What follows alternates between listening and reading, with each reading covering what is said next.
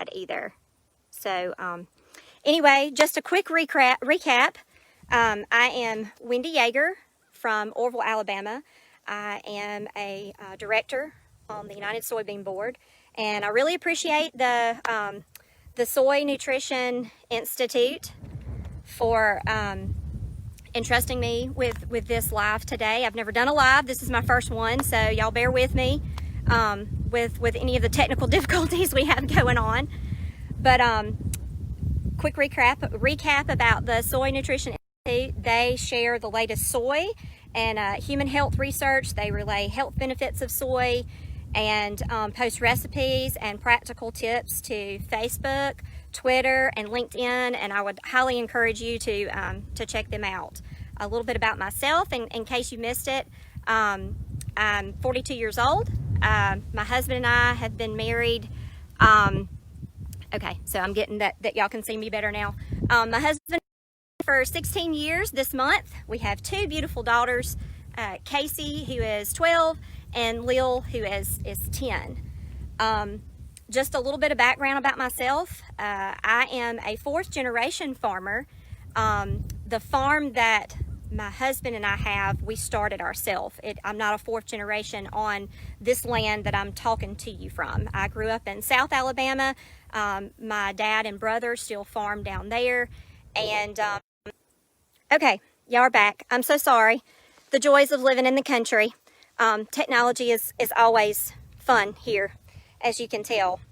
But anyway, just to tell you a little bit about myself, I grew up on a farm. I'm a fourth generation farmer from South Alabama, and the land that I'm actually talking to you on, my husband and I started we started this farming operation in 2007. I want to say first and foremost, I am not a dietitian. I am not someone who is a registered dietitian. But one thing that's really important that I want you to know about me is not only am I a farmer, but nutrition and health are very important to me. Okay, I'm trying to keep signal here. Okay, we're gonna try again. I'm so sorry, y'all. But health and nutrition is really important to me. I have been an aerobics instructor at the YMCA for 14 years now. At one point, I was a certified personal trainer, and I actually let my certification lapse. But health and nutrition is very important to me. I will share with you that I'm diabetic. So I am very cautious about everything that I put into my mouth. So, but again, I'm not a registered dietitian, and I just want to throw that out there. But one thing that I want to share with you today is every story has, here, showing you my office. A lot of you have offices with a window view. My window is through the cab of a tractor. So I'm welcoming you to my office today. As the title of this, okay, trying to move around to keep signal. I'm so sorry. As the title of this Facebook Live suggests, we want to talk about sustainability. It's very important to you. It's very important to your clients. I'm trying to keep y'all out of the wind, so bear with me so the wind is not blowing on my phone. But as the title suggests, we want to talk about sustainability. You've heard farmers say that we're doing a whole lot more with less. And that couldn't be a truer statement, simply because the reality is the basic tenet of agriculture uses more technology and leaves less up to chance now. We have to be the most efficient that we possibly can be. You know, I can't take the chance that, you know, my visually that I'm putting what I need where I need. So I rely on technology to do that. We're producing higher yields, and we're using less pesticides and herbicides than in the past. And I know to a lot of you, you know, that tends to be a big question, but precision ag is so helpful to us in what we do out here every day. We're growing a better quality protein while we focus on the soil health and preserving our natural resources like water and energy. So precision ag, it takes us to an even higher level of productivity on the farm.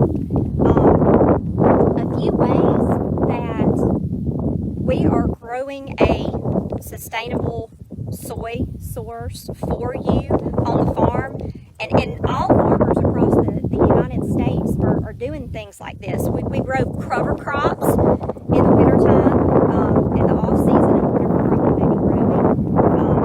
Crop rotation is very important to us. We have a pretty strict crop rotation here on our farm. We do no-till farming. I mean, I'm standing in some soybeans that are no-tilled in behind winter wheat, and we'll talk about that more here in a few moments. As I mentioned earlier about the technology, precision planting, you know, we do grid sampling. So we put fertilizer in the field only where we need it. You know, we're a 100% dry land operation, which means we don't have pivots. We don't have the ability to water when we need it. We have to completely depend on the good Lord. But there are a lot of farmers who have pivots, so they can put water out when they need it. You know, as a farmer, some of our biggest challenges come through weather. As I mentioned earlier, and I don't know who all got to hear this because the technology has been giving me trouble this morning, but you know, a hurricane's been coming. So we've been going crazy around here trying to hold what we can, and I'm going to turn the camera and hope that it doesn't knock us off. But if you can see in the distance over there, I got two peanut trailers sitting in the distance, and we've actually been harvesting peanuts. We've been trying to get those out just because of, you know, the hurricane heading our way, and that's another protein that we grow here on the farm. You know, obviously we're talking about soy today, but that's another protein that we grow here on the farm besides soybeans. Back to the cover crops that I was talking about earlier. So this field that I'm standing in is no-tilled in behind wheat, which means, because I had a really good question off of my teaser that I did on Wednesday, these soybeans were no-tilled in behind winter wheat. Winter wheat is planted in November and harvested in late May, early June.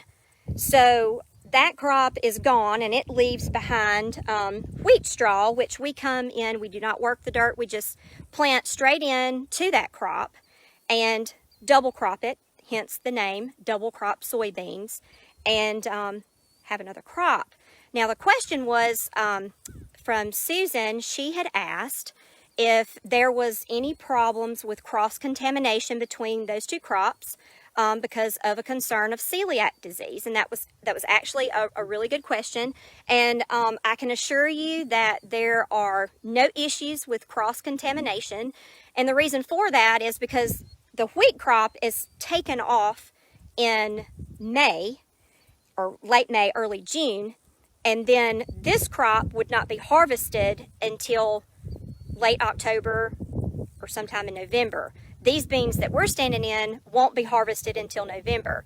Any residual grain that was left that might header loss or might have fallen out during harvest in May would rot, or the birds would eat it before harvest of the soybeans in October or November. Not to mention that a lot of these crops are anything that enters the food chain. You know, I can't express to y'all how safe our food chain is here in the United States. It undergoes rigorous cleaning. So, you know, there's no chance of cross-contamination. So that was a great question that that Susan had. And let me say this, you know, please feel free to post your questions. If you want to wait till I'm closing my closing remarks, which will be here in just a minute. And if I don't see your question when you ask me, post it again, because I'm having trouble with technology out here in the field this morning. But before we move on to something else, I did want to show you, I've got a few visual aids, and you'll have to bear with me because I've had to move stuff around because keeping my phone to where we've got signal. So if you heard me talk about we were harvesting if you heard me talk about we're currently harvesting peanuts, one of the things that is really important to us is building our organic matter in our soil, and it goes back to that sustainability conversation. If you can see here, these are the peanut vines. So when they're run through the machine, they go back on the ground, and this helps us build up our organic matter, and it also gives us a little kick of nitrogen in the soil. So when I come behind these peanuts and plant wheat, I've already got a little bit of fertilizer there.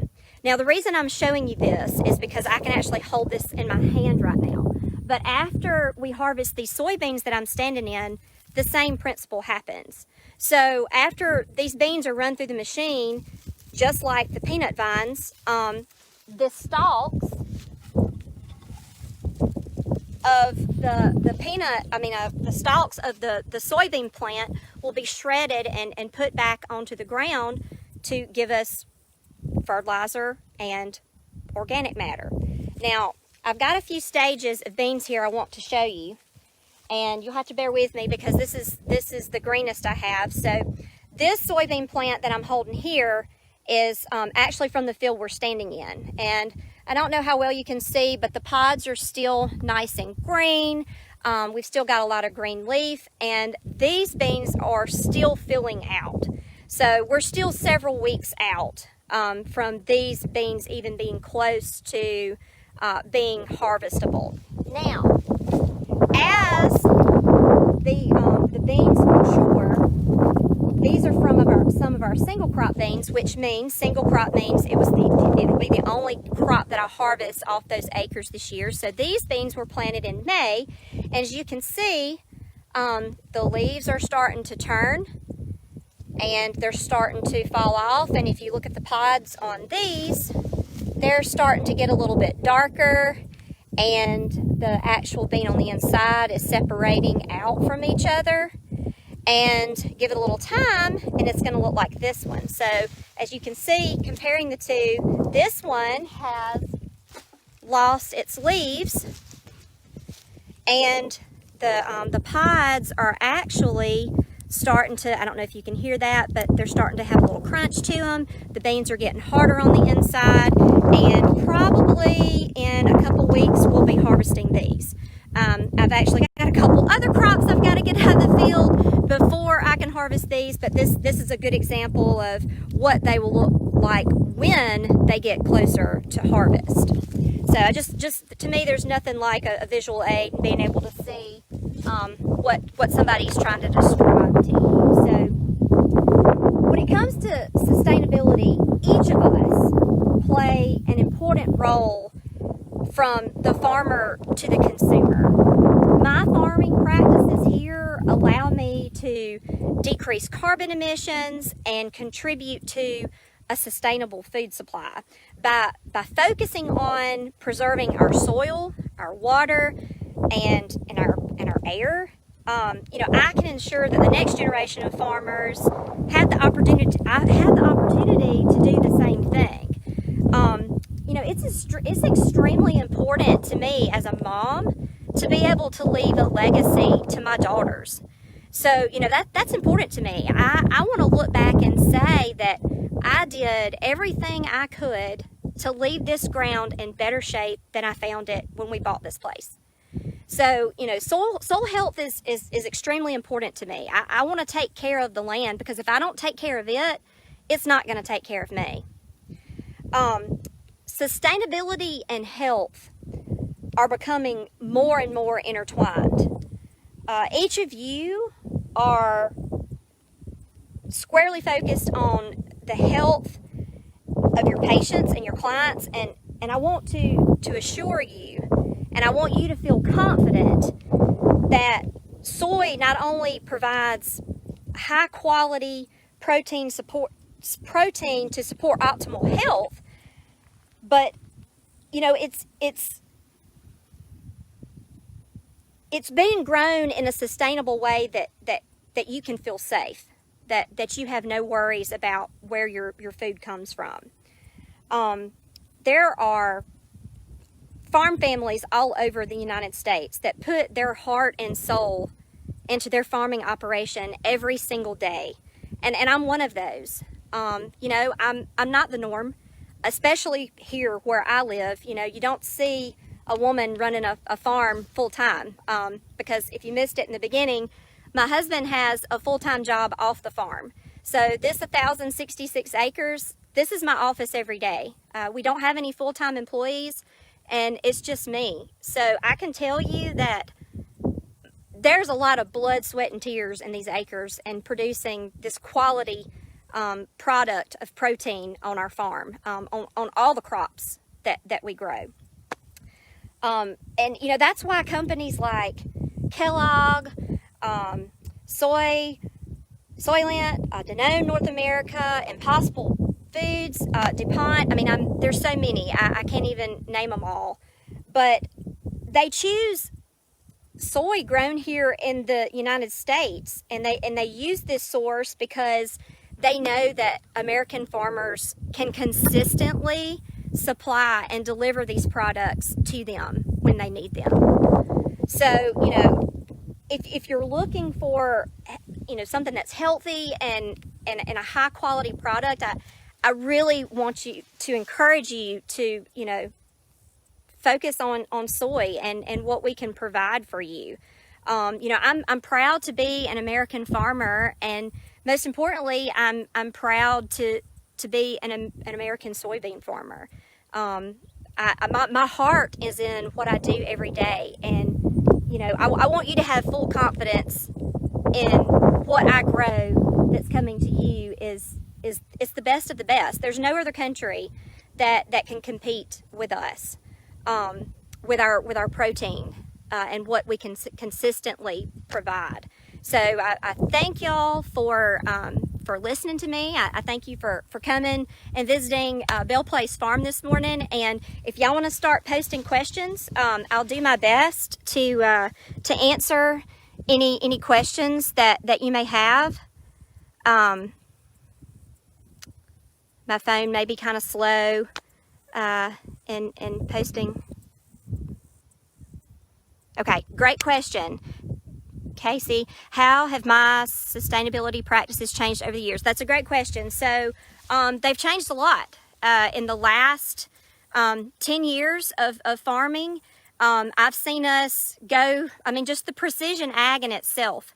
You know, we used to apply fertilizer the same amount of pounds per acre over the whole field, where now we have grid sampling, where we come in and do soil samples on 2.5 acre plots, and we only put the fertilizer where we need it. So that's cost saving. That keeps us from having to put something out there that we don't need. You know, we used to work all of our dirt. We used to work all of our ground. We used to do conservation tillage over everything, and now we do a lot of no-till. We've seen an increase in our organic matter. It helps us conserve moisture in the summertime when we have experienced some drought situations. I mean, there's so many benefits. I mean, I could go on and on about how we've changed our practices over the years and seen so many benefits to that. So I hope that answered your question.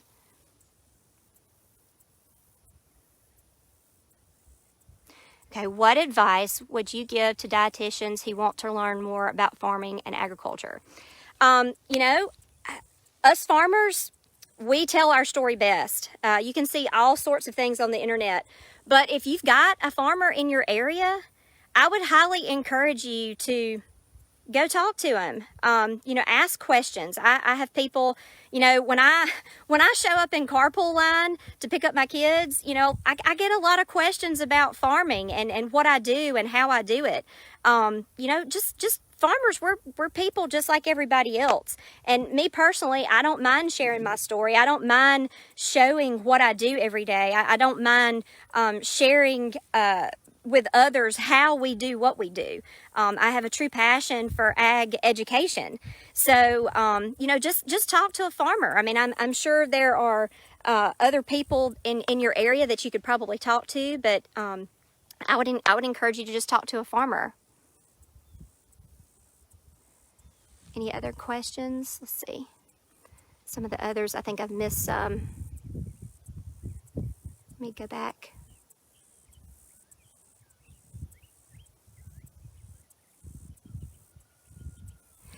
Yes, very good comment.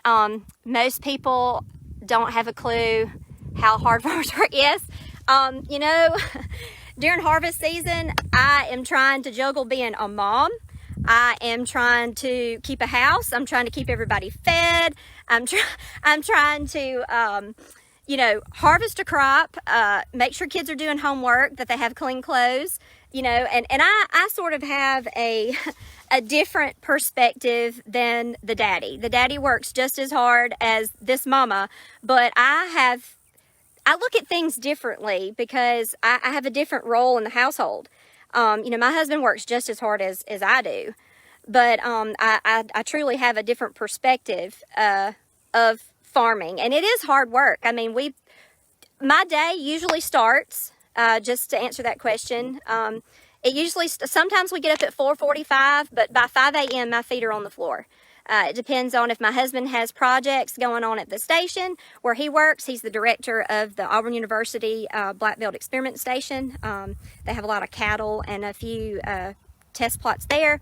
But, you know, my day starts at 5 and it ends at 10:30, 11 o'clock. I mean, I'm excited if I'm in bed by 10:30 at night. So, yes, farmers work extremely hard, and we put a lot of heart and soul into the crops that we produce that wind up in the food chain.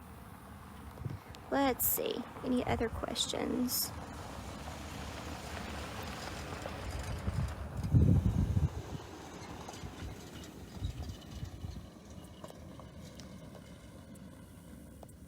I'm looking, y'all. Okay, do all farmers use the same sustainability practices? That's a very good question. And yes and no. That depends on where you live. All of us have different environments that we work in. Therefore, our sustainability practices here are not going to be the same as somewhere else. Here in the state of Alabama, we deal with a lot of humidity issues. We have a lot of disease issues. There are so many environmental factors that go into that. So we all try to do things that are going to leave less of a carbon footprint. So we don't want to make that extra trip through the field if we don't have to. So, you know, we all utilize, the majority of farmers utilize GPS technology at this point.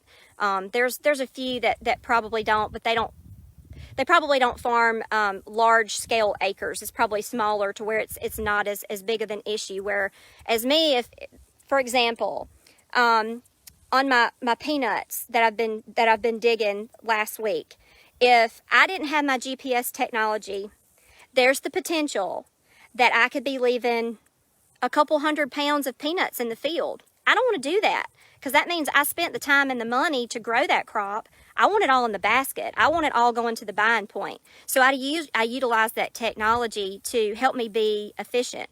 Whereas, you know, someone out west, peanuts don't matter to them because they don't grow peanuts out there. So that's just a way to kind of, they may use precision ag, and obviously they do, but it's a different place, so it's a different scenario for everybody. I hope that answered your question. Let's see.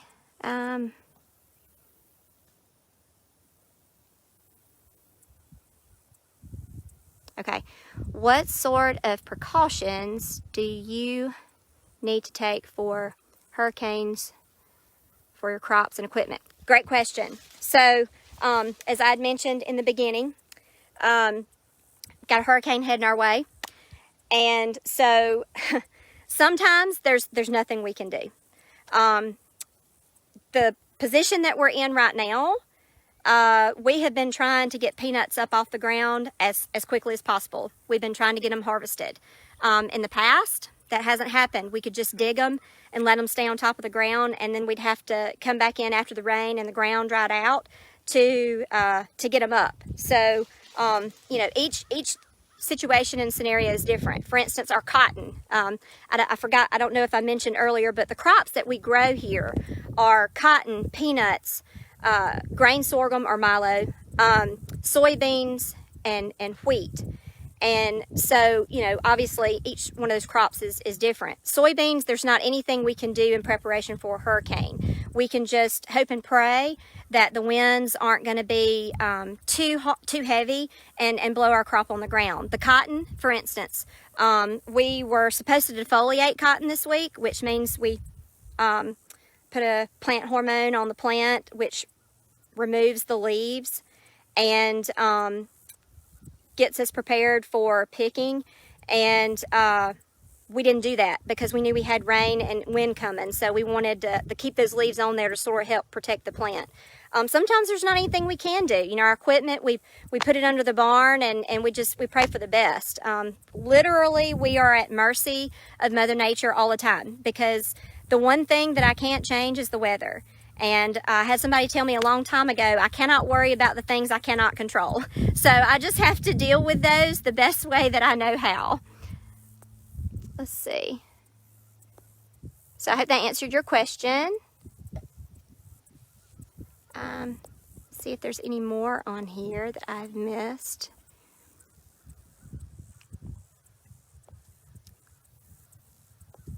Anybody else got a question? If you've got a question that I didn't see, y'all post it again for me. But I'm looking just to make sure.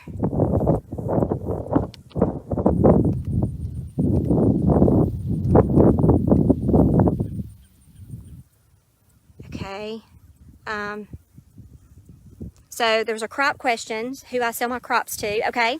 So, soybeans on our farm, and then let me just say, this is not a plug for anybody in particular. I'm just going to tell you how we do things here. That doesn't mean that that's like the standard, because again, different places, different strokes for different folks. But our soybeans here, they will be put on a truck and they will go to North Alabama, to Decatur, where Bunge. We have a contract with Bunge, and so all of our soybeans are actually sold to Bunge, and that's actually a crushing facility up there, which is kind of cool because they make all sorts of things from the soy that we produce here. Our peanuts actually go to a buying point down in South Alabama, which is in Wilmer, Alabama, and then those would be sold to various places. Our cotton is marketed through an organization called Staple Cotton, and you know, they obviously are ginned, they're put into bales, and then they will go to various places, you know, for thread, to be spun for thread that go into shirts, socks, underwear, t-shirts, blue jeans, go all sorts of different places. Our milo that we grow actually goes to chicken feed. And what am I leaving out? I think that's, oh, and our wheat, we have sold also, it also goes to Decatur. There's a flour mill up there that we have sold to in the past, but have actually had good luck selling it locally here the last couple crops that we've grown. So let's see.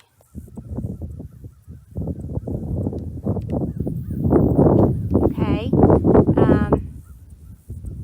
How much of our soybeans are going to animal feed and consumption, and do I export a lot?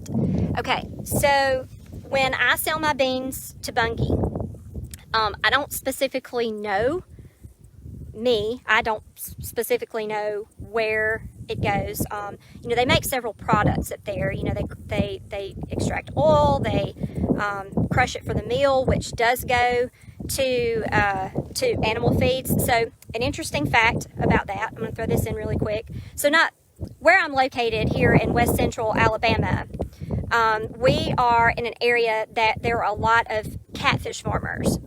And so about 30 miles from me is a catfish feed mill, which means they produce feed for the catfish that are fed here in our area. And so what's kind of cool is our beans go to North Alabama, and the bean meal is brought back down here to make catfish food. When our wheat goes to North Alabama, the wheat midds, which is the outside of the wheat grain, when they're going through the process of making flour, are also sold and brought back down here to the feed mill in Uniontown, Alabama. So that's kind of a cool fact about that. As far as export, you know, again, I don't know specifically where my beans go when they leave here, but I sort of know the circle of how things go down as far as from point A to point B. So I can't give you a percentage on that, so I apologize. Let's see. Any other questions that I've missed? Let's see, let me go back down here to the bottom.